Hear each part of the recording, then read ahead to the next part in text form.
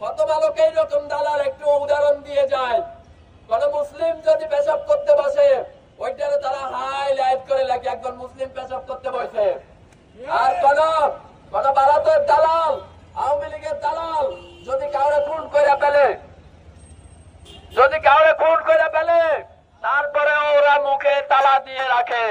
তো এই দ্বৈত নীতি তো চলতে পারে না ভাই।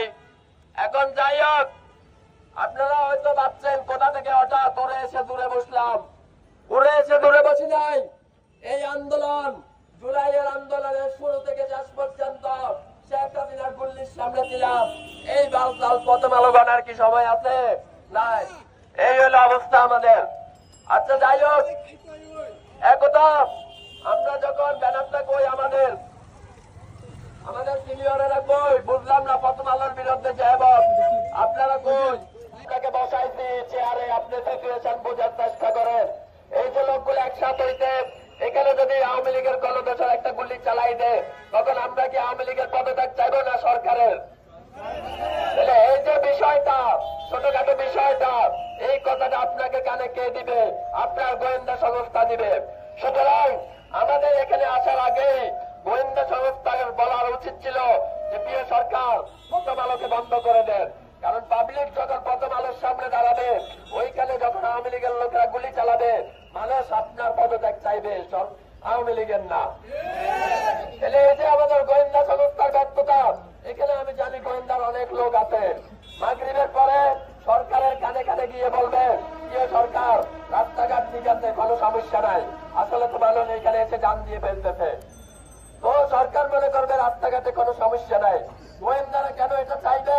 কারণ গোয়েন্দারা চায় আমরা একটা অনাকাঙ্ক্ষিত ঘটনা ঘটাই দিই, আর এটা আর একটু বেশি হয়ে যাক, আর বিনিময়ে আমরাই সরকারের পদত্যাগ চাই। গোয়েন্দারা এটা চায়। তো প্রিয় গোয়েন্দা ভাইরা, অ্যাকসেপ্ট দ্য সিচুয়েশন। আপনারা এটা মেনে নেন। আপনার মা এই দেশ ছেড়ে চলে গেছে, আপনারা এটা বুঝতে পারতেছেন না কেন? ইচ্ছা করলে 5 তারিখে পৌঁছে পাবলিক জনতা এই প্রথম আলোকে মাটির সাথে মিশাই দিতে পারত, কিন্তু মিশাই নাই।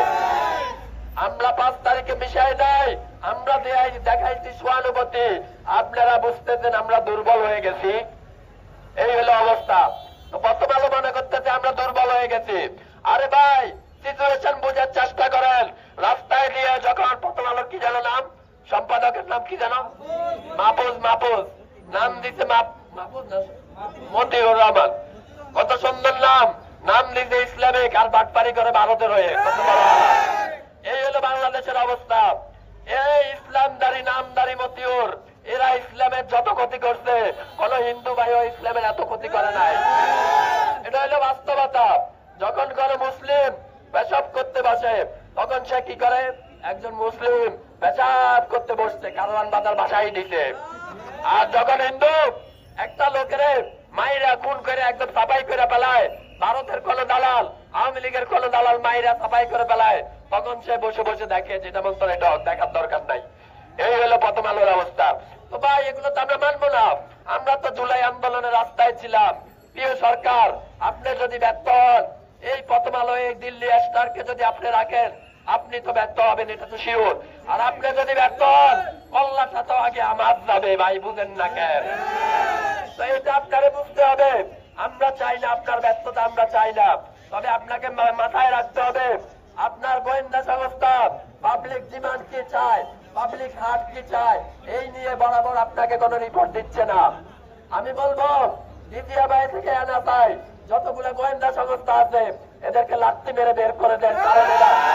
কারণ এরা এই যে আজকে এখানে একটা মিটিং হচ্ছে না, এরা এই সরকারকে বলবে না, রাতে যাইয়া বলবে পাবলিক শান্ত আছে।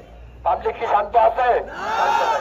এই যে মনে করেন অটো রিক্সার আন্দোলন নিয়ে 2 জন লোক আজকে মনে করেন নিহত হয়ে গেল। একজন মানুষকে যদি আপনি আলটারনেট বা বিকল্প রাস্তা না দিয়ে তার পেটে লাথি দেন, তাইলে কি সে চুরি ডাকাতি করবে না? তাইলে আপনি হঠাৎ করে এসে চাই অটো রিক্সা বন্ধ করেন, চাই ইলিশ মাছ ধরা বন্ধ করেন, সমস্যা নাই, কিন্তু আপনাকে তো বিকল্প রাস্তা দিতে হবে। বিকল্প রাস্তা আপনি যদি না দেন, যে পাবলিক আপনাকে রক্ত দিয়ে বসাইল চেয়ারে, সেই পাবলিকে তো আইসে আপনার পদত্যাগ চাইবো, এটা বুঝেন না কেন? এই হলো অবস্থা। প্রিয় প্রথম আলো, এই ডেইলি এগুলো কতদিন সহ্য করবা? আজকে 50 জন আসছে, আজকে আজকে যদি আওয়ামী লীগের কোন লোক এখানে গুলি চালিয়ে দেয়, কালকে আসবে 50,000, লাভ হবে কি? তখন তুমিও যাবা, তোমার সরকারও যাবে, লাভ আছে। তখন আওয়ামী লীগ আইয়া তো আমাদেরকে কোবাইবো।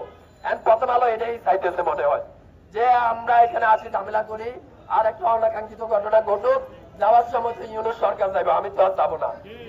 প্রথম আলো এটা তো ইউনুস সরকার আর কত কম ভাই, শুধু এক কথায় বুঝাই যায়, রক্তের বিনিময়ে আপনাকে বসাইছি, আমরা আপনার ব্যর্থতা চাই না। কেন চাই না? আরে ভাই, আপনি যদি ব্যর্থ হন, কল্যাণটা তো আগে আমার যাবে, বুঝেন না কেন? এই হলো অবস্থা। আর আপনি কখন ব্যর্থ হবেন না? Should be you have to decide exactly what you want. আপনি তখনই ব্যর্থ হবেন না যখন আপনি ডিসাইড করতে পারবেন অ্যাকচুয়ালি আপনি কি চান।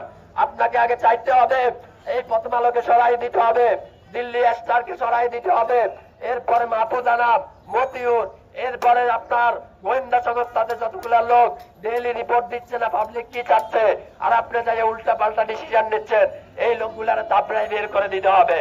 কেননা এই লোকগুলা চায় দেশে একটা অস্থিতিশীল পরিবেশ সৃষ্টি হোক। এই যে মনে করেন অটোর বিরুদ্ধে একটা হাইকোর্টে রিট করলো, আমি জানি এর পিছনে আওয়ামী লীগের হাত আছে, রিট করলো অটো বন্ধের কথা, সরকার বিকল্প কোন রাস্তা দিল না। এখন পাবলিক আইয়া কি আওয়ামী লীগের বিরুদ্ধে বলবে না সরকারের বিরুদ্ধে বলবে? তো এই বিষয়গুলো আপনাকে ব্যর্থ করবে, সুতরাং আপনাকে ফাইন্ড আউট করতে হবে কোন বিষয় আমাকে ব্যর্থ করবে। লাস্ট লাইন বলে আমি আমার সিনিয়রদেরকে দিয়ে দিব, সেটা হচ্ছে কি, শেখ হাসিনা সরকার তার স্বৈর শাসন টিকিয়ে রাখার জন্য পুলিশে, এনবিআরে, বিভিন্ন গোয়েন্দা সংস্থাতে আর নিজের লোক নিজের আত্মীয়দের নিয়োগ দিয়েছে।